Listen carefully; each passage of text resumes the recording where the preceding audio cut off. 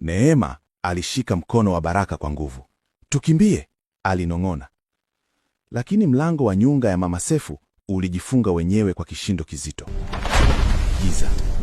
Kivuli kilisogea mbele kidogo. Mwanga wa taa ya ndani ya nyumba ukaligusa usoni, lakini bado sura haikuonekana vyema. Kisha sauti ile ikabadilika. Ilikuwa sauti ya Mama Sefu. Baraka alihisi damu ikiganda mwilini. Lakini Mama Sefu yuko ndani, akawaza. Mlango ukafunguka tena taratibu.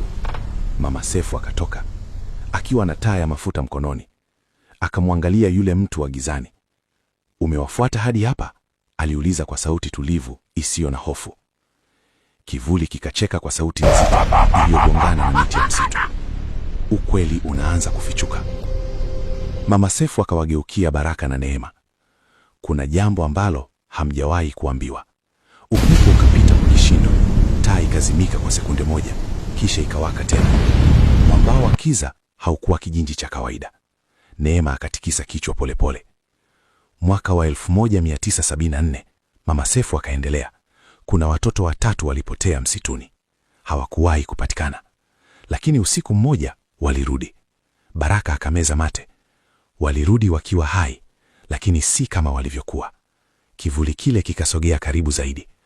Walirudi na kitu ndani yao. Mama Sefu akasema kwa sauti iliyovunjika.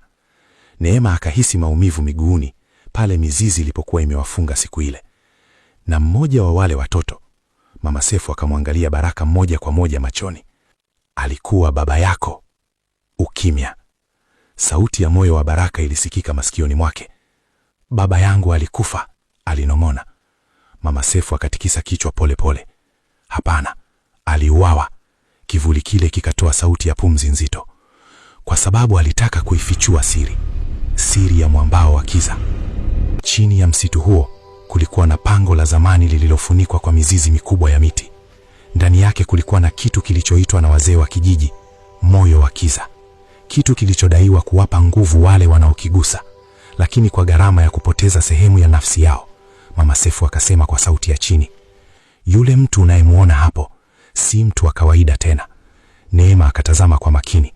Kwa sekunde chache mwanga wa taa ukamulika uso wa kivuli kile, na Baraka akapiga kelele ndogo.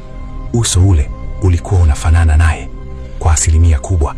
Impossible, aligugumia. Mama Sefu akafumba macho. Si kila aliyerudi mwaka ule alirudi mzima. Mwisho unaotetemesha. Ardhi ikaanza kutikisika taratibu. Kutoka chini ya nyumba ya Mama Sefu, sauti nzito kama ya kitu kikubwa ikigonga mawe ilisikika. Kivuli kikanyanyua mkono wake kuelekea Baraka. Muda umefika.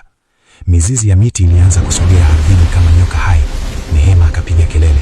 Mama Sefu akatoa kitu